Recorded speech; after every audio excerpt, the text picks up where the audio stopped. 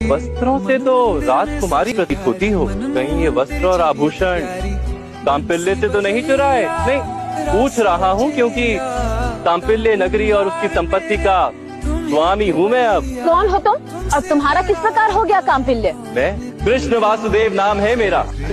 गोविंद हरे मुरारे, हे नाथ नारायण वासुदेवा, श्री कृष्ण गोविंद।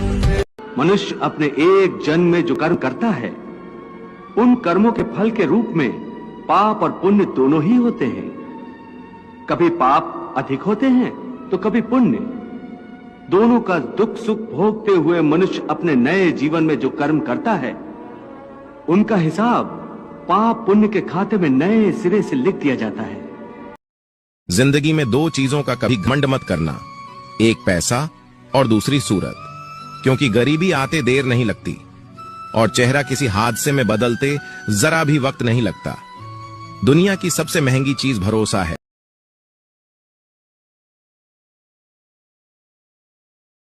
हम तुमसे बहुत प्रसन्न है विष्णु, हमसे वर मांगो। कैंटन, सृष्टि के कल्याण के लिए हम तुमसे तुम्हारी मृत्यु का मार्ग जानना चाहते हैं।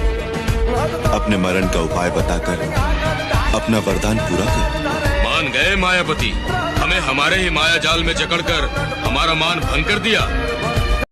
जो जन्म लेगा उसकी मृत्यु तो निश्चित है, तो निश्चित का शोक क्यों?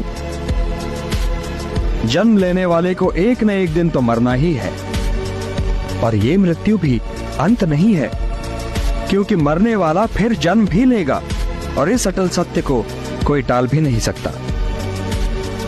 न तुम, न मैं, न कोई और। गंगा पुत्र भीष्म के पास तो इच्छा मृत्यु का वरदान है, किंतु मृत्यु तो फिर भी अटल है न पार। मानव जाति को ये समझ लेना चाहिए कि केवल एक ही वस्तु है जो सदा रही थी और सदा रहेगी। वो वस्तु ऐसी है जो अमर रहे, जो अनंत है, और उसका नाम है परिवर्तन। महादेवी परिवर्तन ही है जो सदैव होता रहा है और सदैव होता भी रहेगा।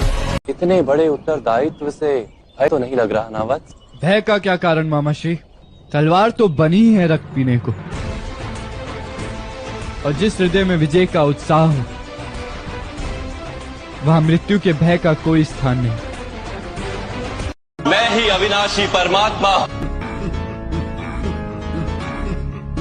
मैं ही मत्स्य भी था और मैं ही वामन अवतार, मैं ही परशुराम हूं और मैं ही रामचंद्र भी था, मैं ही ब्रह्मा विष्णु और महेश हूं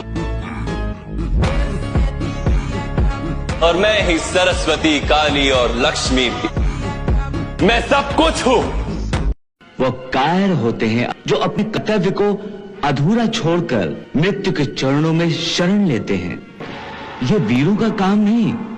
वीर तो अंतिम सांस तक प्रयास करना नहीं छोड़ता। ओम मंत्र का उच्चारण करें तो वो मनुष्य जीवन भर कितना ही पापी क्यों न रहा हो, उसे मोक्ष अवश्य प्राप्त हो जाएगा। जो आपसे अधिक मीठी बातें करे और अत्यधिक विनय दिखाए तो उससे सावधान हो जाइए।